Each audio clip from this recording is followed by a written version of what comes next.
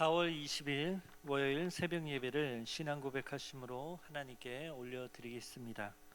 나는 전능하신 아버지 하나님 천지의 창조주를 믿습니다. 나는 그의 유일하신 아들 우리 주 예수 그리스도를 믿습니다. 그는 성령으로 잉태되어 동정녀 마리아에게서 나시고 본디오 빌라도에게 고난을 받아 십자가에 못 박혀 죽으시고 장사된 지 사흘 만에 죽은 자 가운데서 다시 살아나셨으며 하늘에 오르시어 전능하신 아버지 하나님 우편에 앉아 계시다가 거기로부터 살아있는 자와 죽은 자를 심판하러 오십니다. 나는 성령을 믿으며 거룩한 공교회와 성도의 교제와 죄를 용서받는 것과 몸의 부활과 영생을 믿습니다. 아멘. 찬송가 160장을 다 같이 부르시겠습니다.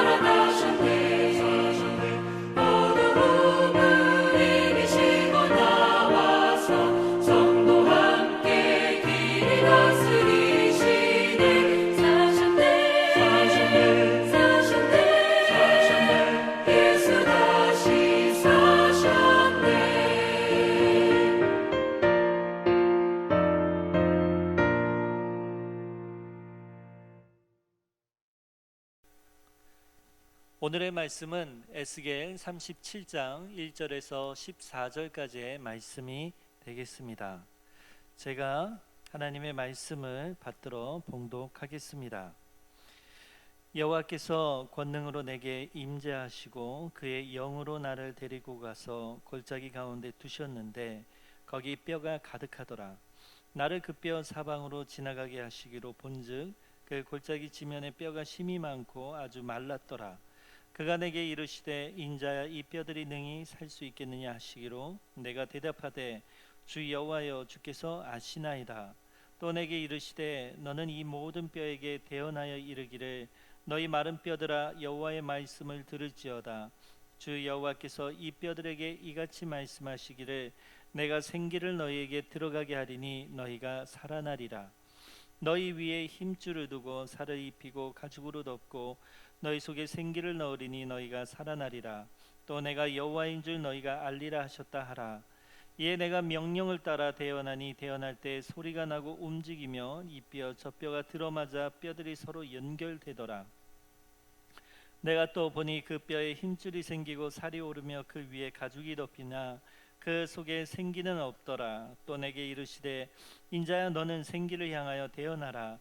생기에게 대언하여 이르기를 주 여호와께서 이같이 말씀하시기를 생기야 사방에서부터 와서 이 죽음을 당한 자에게 불어서 살아나게 하라 하셨다 하라. 이에 내가 그 명령대로 대언하였더니 생기가 그들에게 들어가매 그들이 곧 살아나서 일어나서는데 극히 큰 군대에 돌아. 또 내게 이르시되 인자야 이 뼈들은 이스라엘 온 족속이라.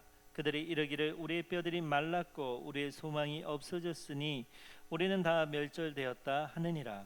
그러므로 너는 대언하여 그들에게 이르기를 주 여호와께서 이같이 말씀하시기를 내 백성들아 내가 너희 무덤을 열고 너희로 거기에서 나오게 하고 이스라엘 땅으로 들어가게 하리라. 내 백성들아 내가 너희 무덤을 열고 너희로 거기에서 나오게 한즉 너희는 내가 여호와인 줄을 알리라. 내가 또 내 영을 너희 속에 두어 너희가 살아나게 하고 내가 또 너희를 너희 고국 땅에 두리니 나 여호와가 이 일을 말하고 이룬 줄을 너희가 알리라. 여호와의 말씀이니라. 아멘. 오늘 에스겔 37장의 말씀은 우리 성도님들이 잘 아시다시피 마른 뼈에 생기가 나는, 뼈가 소생하는 아주 유명한 에스겔의 대표적인 성경 구절의 말씀입니다. 우리는 구약 성경에서 특히나 에스겔이 부활에 관한 설명을 할 때 많이 인용되는 것을 우리는 말씀을 통해서 들어왔습니다. 하지만 정확하게 오늘 에스겔의 문맥상에서 볼 때는 부활이라기보다는 그 마른 뼈가 생기가 나고 뼈와 가죽과 힘줄과 이 모든 것 가운데 마지막에 생기를 불어넣는 것은 곧 멸망한 이스라엘이 다시금 하나님의 손을 통하여서 회복되어진다. 곧 소망의 회복의 상징으로 이 말씀이 주어진 것임을 우리는 오늘 이 말씀을 통해서 확인을 할 수가 있습니다. 이 말씀을 좀 더 우리 성도님들이 이해하기 쉽게 이 말씀을 나눠서 한번 설명해 보겠습니다. 1절에서 10절까지는요 마른 뼈의 소생에 관한 환상입니다. 하나님께서 에스겔 선지자를 이끄셔서 그를 통하여서 환상을 보게 하신 것이죠. 어떤 환상? 마른 뼈가 소생하는 환상입니다. 그것이 바로 1절에서 10절까지의 내용이고요. 그 안에는 환상의 배경, 그리고 여호와 하나님께서 질문을 하시죠. 이 뼈들이 능히 살 수 있겠느냐? 인자야 이 뼈들이 능히 살 수 있겠느냐라고 에스겔에게 질문하시죠. 그때 에스겔은 이렇게 대답하죠. 주 여호와여 주께서 아시나이다. 이런 예언자의 답변이 나와 있습니다. 그리고 하나님께서 에스겔 인자를 통하여서 하나님의 말씀을 대언하고 선포하라고 하죠. 그래서 마른 뼈의 소생 첫째 단계, 그리고 마른 뼈의 소생이 둘째 단계에 이르기까지 10절까지 이 말씀이 1절에서 10절까지 이 말씀이 기록되어져 있습니다. 그리고 11절에서 14절까지의 말씀은 하나님께서 왜 이 환상을 보여주시는지 이 환상에 대해서 해석하고 설명해 주고 계십니다. 하나님의 곧 답변입니다. 이스라엘의 절망적인 탄식, 이스라엘이 멸망하고 나서 그들의 탄식, 그들의 불평, 그들의 불만이 11절에 나와 있고, 그리고 하나님께서 그들을 인도하신다, 이끄신다, 그들을 절망 가운데 소망 가운데 다시금 나오게 하신다라는 말씀이 12절 13절의 말씀이 되겠습니다. 그리고 14절의 말씀이 마지막에 하나님의 영에 의해서 완전한 소생이 될 것이다 라고 하는 하나님의 예언의 말씀입니다. 특별히 오늘 말씀을 보면서 너는 대언하라 했는데요, 이 대언하라는 이 말의 뜻이 바로 예언이라는 의미를 가지고 있습니다. 하나님께서 에스겔 선지자를 통하여서 이스라엘 백성들에게 이 말씀을, 하나님의 말씀을 그대로 예언하기를 원했던 것이지요. 오늘 말씀에서 세 가지 포인트를 두고 말씀을 전하고자 하는데요. 첫 번째는요, 마른 뼈가 살아나다입니다. 인자는 골짜기에 가득한 힘이 많은 뼈들을 보게 되죠. 아무 가망 없는 뼈들이고 쓸모없는 뼈들입니다. 하지만 여호와의 말씀이 온 세상을 창조하였듯이 그 뼈들을 향한 여호와의 말씀에 새로운 창조가 시작됩니다. 그 뼈들이 살아나는데 무슨 일을 한 것이 아니에요. 오직 필요한 것은 하나님의 말씀뿐이었습니다. 그 말씀만으로도 새로운 창조가 시작된 것입니다. 뼈들의 힘줄과 살과 가죽이 덮이고 그 속에 생기가 들어가니 완전히 살아나 군대를 이루게 되는 것입니다. 이것이 바로 이스라엘이 살아나는, 하나님을 통하여서 살아나게 될 새로운 창조의 역사입니다.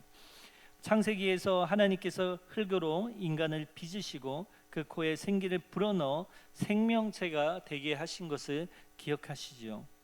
새로운 창조도, 오늘날 새로운 창조는 바로 성령님을 통하여서, 생기와 같으신 성령님이 인간에게 들어오심을 통하여서 하나님의 말씀의 능력이 나타나게 하십니다.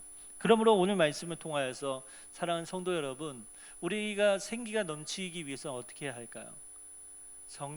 성령님께서 우리 가운데 충만히 역사하시기를 우리는 간절히 구해야 합니다.